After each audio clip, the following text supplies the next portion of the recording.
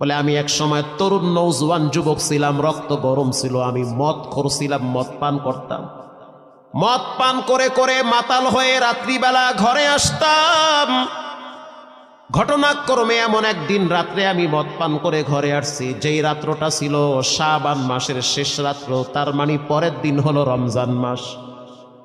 যখন আমি মাতাল অবস্থায় ঘরে আসছি, আমার মা বলতে আছে, ও দয়াময় আল্লাহ, এমন একটা সন্তান দিলেন, আগামীকাল রোজা, অথচ আজকে সে মদ পান করে ঘরে আসছে।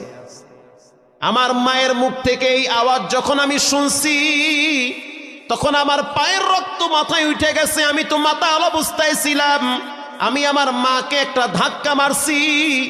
যখন ধাক্কা মারছি, তখন আমার মা ওয়ালের সাথে বাড়ি খেয়ে তার মাথার রক্ত বেরিয়ে বেরিয়ে পড়তেছিল। কিছুক্ষণ পরে আমার মা আমাকে ধিক্কার দিয়া বলতে আছে,